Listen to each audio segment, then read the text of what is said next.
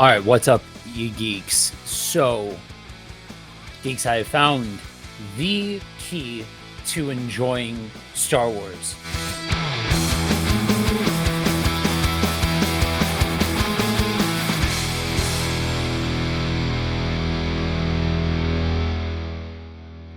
Geeks, after watching Phantom Menace again, it got me reinterested in going back and reading through the entirety of Legends canon. I, like many fans of a particular vintage, have read through the original sequel trilogy in book form many moons ago and am very well aware of post original trilogy continuity within Legends. And so I decided to go back to the beginning, read through. I'm around the era right now of episode one. And I was introduced to a lot of new characters, new stories. I had never read Revan. I had never read Bane up until that point, and it got me thinking. And then I saw this meme here, and it got me thinking. There are some franchises out there that really thrive on the fact that they have an open door to tell a whole bunch of stories spanning a whole bunch of time periods, or tell a whole bunch of stories spanning a whole bunch of creatives. And this is no different. That was baked into the DNA from very early on in Star Wars life cycle. And honestly, it's I think it's funny because all three of my first three fandoms all have this in common, just in different ways: Power Rangers, the Turtles, and Star Wars.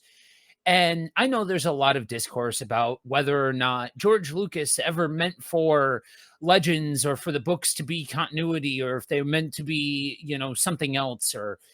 And I think Star Wars suffers from being this very specific yet very large universe.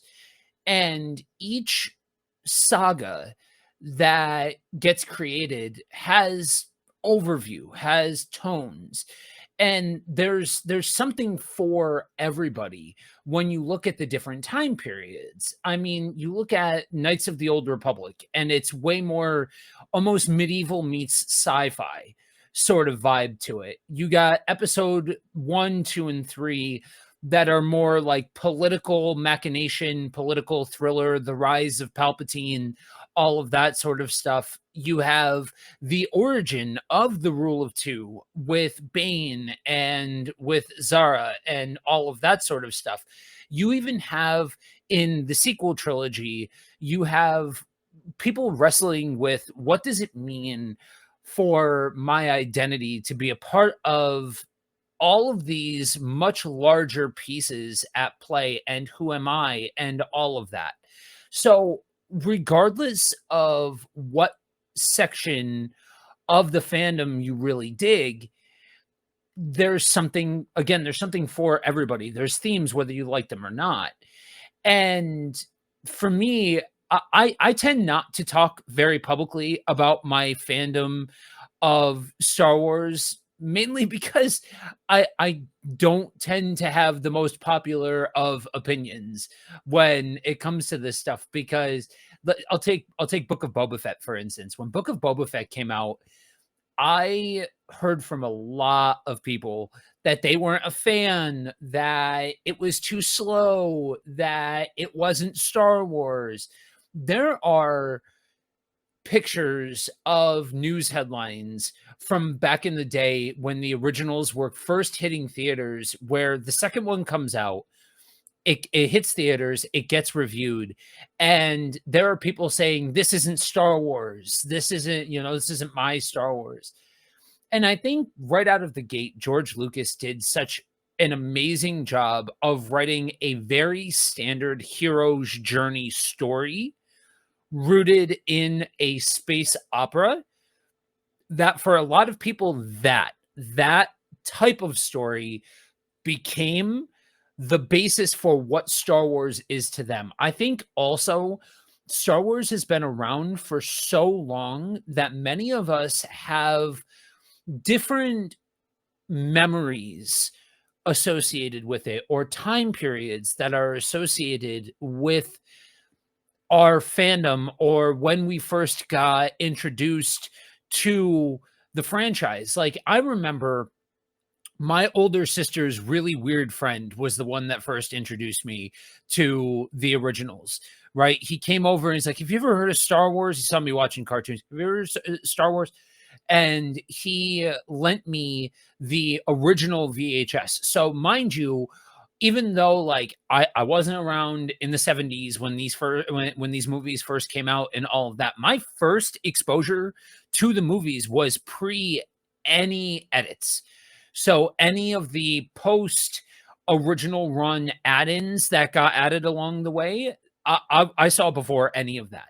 I remember I was so confused the first time I had already watched the VHS of episode 4, and I had saw that Star Wars was on TV, so I was like, "Oh yeah, absolutely. Let me go ahead and watch this."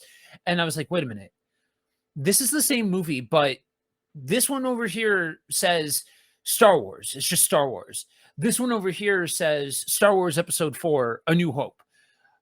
I was so confused. And so I can tie a lot of memories to kind of growing up with this franchise. And then I got a little bit older and the prequel trilogy came out. And I remember the first time talking to people younger than myself where they were like, that was my first Star Wars. And I was like, whoa, that was like you saw the prequels before you saw the originals. But again, every generation really since the 70s has had their Star Wars. Just like, I talk about a lot over on my other channel, Shell Shock, that every generation since the 80s has their version of the Turtles. Every generation since the 90s has their version of the Power Rangers, stuff like that. And so when you can create a generational franchise like that, there's something special to that. But the problem becomes in all of that when we get so wrapped up in what is Star Wars. Well, if I don't like this, this isn't Star Wars. Or I don't like the tone that this group of people put into Star Wars, or this director, or this production, or this or that. And the honestly, the reality is part of it, George Lucas was never really great in really fleshing out every single detail or creating super in-depth, intricate dialogue. He left a lot of that up to the imagination, all in lieu of, let's tell the story. Let's get the major themes out there. Let's get the larger points out there, and then other people can kind of fill in the blanks. And that was where the books came in and all of that sort of stuff. And I think when we look at the giant span of Star Wars continuity, I finally figured it out. Guys, I have the key for enjoying Star Wars. Pick up a book. Jokes aside, Star Wars is a choose your own adventure story. You have books from pre-establishment of anything, the literal origins of the Jedi. You have books covering the origins of the Sith, and you have multiple Sith, or you have individual Sith. Rule of two. You have Jedi from that are more like wandering nomads. You have Jedi that are more like soldiers. You have Jedi that are more like trying to reestablish an order that had fallen apart. You have books and stories that have the dark side as like, well, wait a minute, they're kind of the ones in the right here. You have other ones where Jedi are basically the villains. Ones where Jedi are the heroes. You can go through and establish your own canon based off of what you enjoy. And the reality is, a lot of folks have done a lot of really good work within the fandom, within book form, comics, movies, TV shows, where you can kind of go through the entirety of history and say, okay, this is this, I'm picking this, and kind of go to the grocery store and fill your basket with what you want out of Star Wars and focus on the stories that are the most compelling to you or the most enjoyable for you. Don't like a particular set of movies? Then don't watch them. They're not a part of your canon. They don't have to be. I understand one video out on the internet is not going to suddenly change the world of Star Wars fandom. And I'm not, this is not going to become a Star Wars themed channel. Going Godspeed to all you guys out there that are out there creating content for Star Wars. Dude, may the force be with you, peace be with you. Go in stride, because there's a fine line between bravery and stupidity, and you guys are tap dancing all around that thing. Because Star Wars fans, avid Star Wars fans, especially in a modern context, especially if you are focusing on the modern context for Star Wars, there's so much division. It's so divisive. And yes, like I said, it always has been. But guys, one of the things that you're going to find about me as this channel grows, or if you go to look at my other works or stuff like that, guys, I enjoy talking about what I enjoy. I enjoy talking about things that foster community within geekdom for a lot of reasons. Because honestly, I remember a time where it was not in vogue to enjoy this stuff. This was not a cool thing to enjoy this stuff. This is actually something that you were pretty looked down upon for enjoying in a lot of different circles. And so now, at a time where it is culturally accepted to be a geek, and there's these pockets of communities because of things like YouTube and because of the internet and stuff like that, that we can enjoy these things together as a community. So I'm going to push that. I'm going to push that emphasis. I'm going to push that perspective. Honestly, because that, to me, that's a way more enjoyable existence, to talk about the things that I love, rather than sitting here and focusing about how the state of this is off, or the state of that is wrong, or this director is terrible, or that director is terrible. Don't get me wrong. I have opinions. I have opinions about all sorts of things. I have no problem espousing my opinions and being critical. So I don't think it's wrong to be critical, but rather than focusing on what's bad about Star Wars, go through and read Legends continuity. Go through and read what's considered canon in the books. Go through and try out different time periods. Go through and try out the shows if you've never watched the shows. Different things like that. My guess is that if you explore different time periods, you will find things that will make you fall in love with Star Wars all over again. And you can build your own continuity. That's what I've done. That's what I continue to do.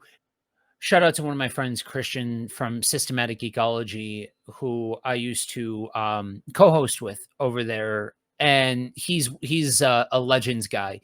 And so he and I have been going back and forth as I've been rereading through these things. And I'm like, is this canon? Is that canon? And the more I realize that's not considered canon anymore, the more I've realized, yeah, well, to me, in my head canon, it is. And I'm good with that, because when you have such an expansive universe, it gives you the ability to say, okay, this is what I'm taking as my canon. This is what I'm taking as my. So what I want you guys to do is I want you guys to sound off below and let me know, for those of you that have explored the different eras, explored the different mediums, the different styles of storytelling, all of that sort of stuff. Let me know what you've developed as your canon and what your favorite eras are, what your favorite books are. Let's create some positive discussion down in the comments about what we love about Star Wars, y'all. That's it. That's all. That's a wrap. Guys, go out, read a book. If you've never read any of the Legend stuff, especially Revan, especially the Bane trilogy, go out, read it. Darth Plagueis, that's another one, tells a lot of the backstory about Sidious. It's fantastic. And with that, guys, peace.